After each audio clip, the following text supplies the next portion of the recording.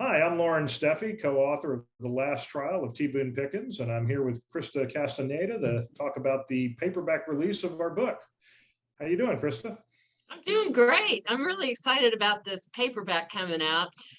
I think this is such a fun story, such an interesting story, and I'm really hoping that people are going to enjoy the paperback version.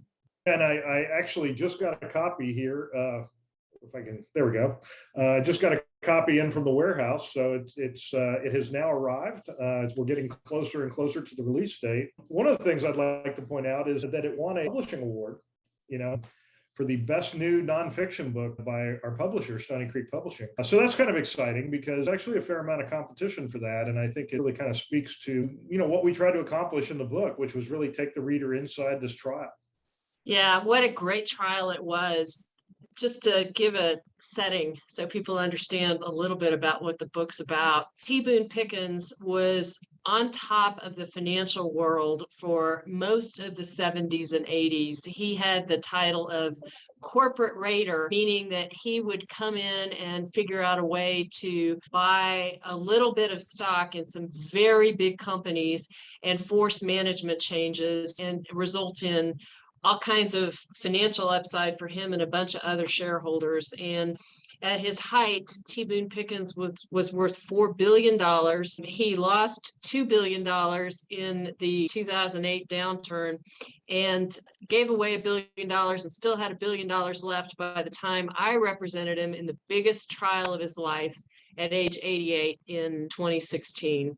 It was a big dispute about a very large amount of oil that T. Boone Pickens had a 15% interest in, and resulted in a 5-week trial in the middle of West Texas. So it's got all the, old West Texas kind of cowboy appeal, as well as the oil appeal, as well as, here's this former titan of business who at 88 is asking 12 people to help him get what was rightfully his. And then on top of that, T. Boone Pickens and I were trying this case. I'm a diehard Democrat, have run for statewide office in Texas. He is one of the most diehard Republicans ever created, I think. And I put him on the stand the day that Hillary Clinton lost the election. So there's a little bit of politics involved too, but I thought it made a great story. We were talking about he's worth $4 billion. He lost two. He gave one away and all that. And the $1 billion kind of kept coming up throughout this process. I mean, the things I thought was really interesting in the story was, he went into this thinking this was just, as he called it, a peanut investment that wasn't worth much. And the more research you did, the more the dollar signs kept growing and, really, again, reached that kind of $1 billion level. I mean, at one point, Pickens said this was one of the biggest deals he was ever involved in, which I think was kind of stunning just because, this sort of happened in this quiet West Texas courtroom and nobody was really paying that much attention to it. Yeah, well, certainly the external world was paying attention to the incredible boom in Permian oil production that happened between, I'd say, 2013 to 2016. The amount of wells and the amount of dollars that got drilled and flowed into West Texas. I mean, it was really something to behold. And part of the story here was, people forgetting about who brought him to the dance. And T. Boone Pickens and his money was how the group that ended up being the defendants in our case were able to make billions of dollars. And then when they decided they wanted more of the deal, they decided to cut T. Boone Pickens out of the deal. You don't cut T. Boone Pickens out of a deal. I think they learned that the hard way. One of the things that really kind of jumped out at me as we went through all the trial transcripts as we were working on the book, and it really kind of brought a lot of the proceedings to life, and we had to capture that in what we wrote. But one of the things that struck me was just sort of the natural drama. I mean, you always hear the term courtroom drama, right? But it was like there were moments of this case that just really came alive. Even the earliest moments with jury selection. I remember when we were first working on the book and you're like, oh, we got to have this part about, picking the jury. And I'm like, that's like, you skip over that. Nobody writes about jury selection. But in this case, it was actually not only very dramatic, but also kind of set the tone for the entire trial, which I guess is what you try to do as a lawyer, but it's rare that it comes out in such an important way for the reader to see. And so I just love that part. It's just kind of this tiny little detail, but there were just so many dramatic moments throughout these proceedings. Well, and that's why I tried to write the book, right? And when I first came to you with the idea, and we should tell our listeners that the way Loren and I met was out at T. Boone Pickens' huge, sprawling 110 square mile ranch in the West Texas area. And we were talking as we were driving around, and, I always thought this would make a great story just because there were so many fascinating little bits of things that happened that were so colorful, and the characters who were involved were so compelling. The idea that T. Boone got cut out of the deal, and how the jury pool in Pecos, Texas was going to have to right what had been done wrong. I thought it made for a compelling courtroom drama. It was certainly one of the highlights of my professional career as a trial lawyer. Well, and it's also interesting, if you think about the times in which we're living, where, billionaires have really kind of been demonized, right? I mean, they were sort of seen as being exploitive and taking advantage of people. And, I mean, Boone kind of had that reputation back in the 80s in a way, right? I mean, he was kind of the bad guy in the 80s. Now he would be considered an activist investor. But by this point in his life, he was really in a very different place. And, I think that comes across in the book. But it was interesting to me that he was able to connect with those jurors who really had very little in common with him from certainly from an economic standpoint, but he really connected with them on a human level. And I think that's one of the things that really comes across, is that the jury understood that something was not done right here. And no matter how much money Boone Pickens had, they needed to do something about it. And I guess just one more thing on that would be, as you pointed out, it wasn't ultimately really about Boone. It was about these deals and making sure that everybody's involved in them gets treated fairly.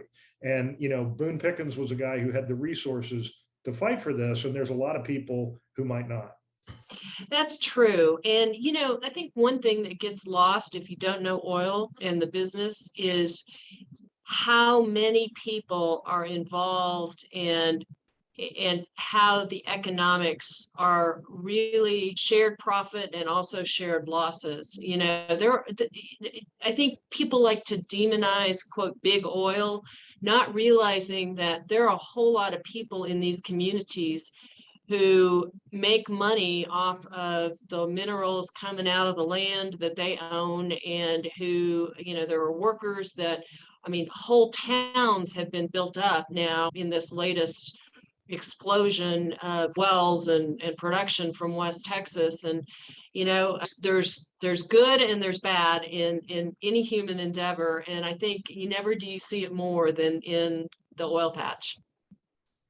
Yeah, I mean, I've said all along, this book was fundamentally a human drama, and the oil, the billionaires, all that just happens to be kind of the facts of the story, and they're kind of baked in there. But ultimately, this is a human drama, and there's an incredible amount of tension that comes across in the story as the moments go by in the courtroom. And one of the things that I love, and I know when we were working on the book, I kind of drove you crazy by constantly saying, what were you feeling right then? What were you thinking? But the result is that, one of the things that I found really interesting as we were working on it was, there was a lot of sort of self-doubt and worry, or perhaps at least worry, maybe not self-doubt, but certainly a lot of worry as you're going through this, that maybe no matter how compelling your case is, maybe it's not going to work. Well, that's the true story of every trial I've ever been involved in.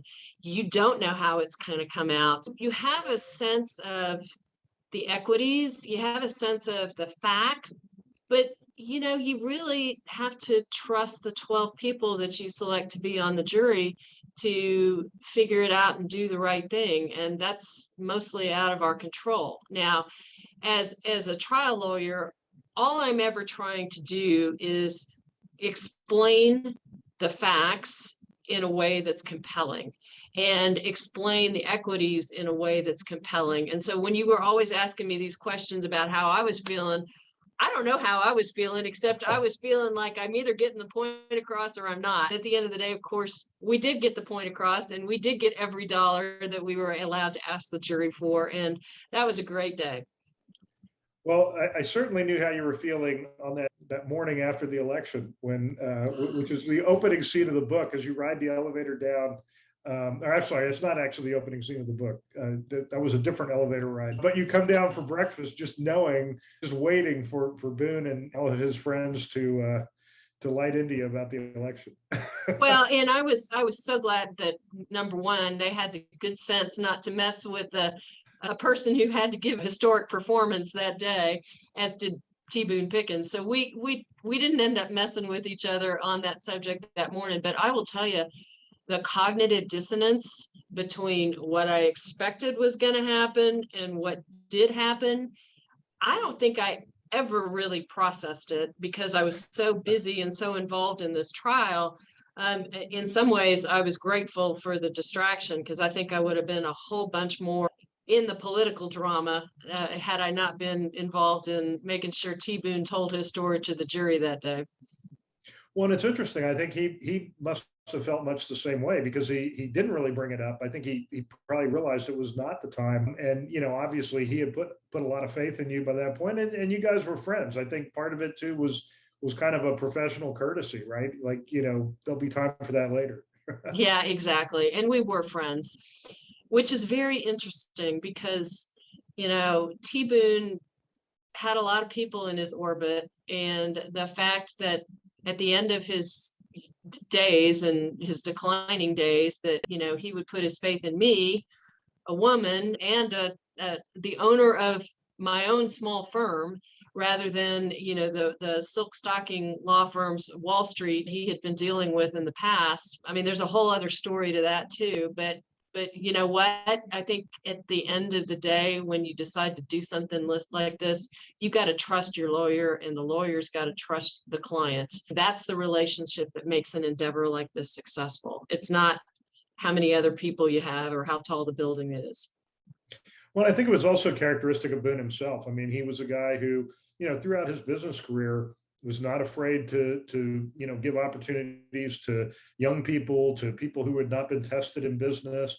The sort of the prestige of an established firm or something probably didn't matter all that much to him. And as we talked about in the book, I mean, despite all his years as a corporate raider and all his years in business and all the litigation around that, he really had never been involved in a trial like this, and certainly not where he was taking the stand and testifying, to sort of on his own behalf, if you will, or to argue his own case. And so I think, it was a different experience for him as well. And I mean, look, you uncovered how much this thing was worth. You obviously knew your way around the case. Why not let you see it through, Yeah, yes. But I will tell you that there are many, many, many people, mostly men, in corporate boardrooms who would have decided that somewhere along the way they needed to make a different decision about representation, because somebody might second guess them if they lost $1 billion, right? So a lot of business gets done that way still today. And I got to hand it to T. Boone. He didn't think that way. Well, I should point out that you did get fired for 3 minutes. So. Which is how the book opens. So yeah. And that's the elevator ride at the beginning of the book. That's right. So Loren, I think if you were going to ask me who would be interested in reading this book, I'd say a lot of different people. I'd say people who know something about the industry or about T. Boone Pickens and are interested in a good story about him or the oil industry. I would say people who like a good female-centered hero type character. I had to do what I did to get the result that we all collectively achieved. And it's about, me putting together a team that was capable of doing that. It's also about, a man who was willing to participate and put his trust in a strong female presence. And then I would also say, if you love courtroom dramas, I think this is a good one. I think there's a lot here, and you don't get to hear a really good courtroom drama about a business case all that often. So I think all of those things make it kind of a compelling story. Well, and from a writing standpoint, as I kind of mentioned earlier, but when we were writing the book, we went back to the transcripts, and a lot of the book was taken, perhaps not verbatim from the transcripts, because sometimes that can be a little dull, but it relied very heavily on the trial transcripts as we went through this, so not only is it a courtroom drama, but it's a very authentic courtroom drama, and yet still compelling. So, yes. All right. Well, I'll show the cover of the book one more time, and it will be coming out in mid-September. It'll be available online and in bookstores everywhere. So feel free to go to your local library or bookstore and ask them to get it, or go online and order it now. And there's still copies of the hardback available as well. It's mentioned the website, lasttrialoftboonepickens.com. There you go. All right. Thanks for joining us. Thank you.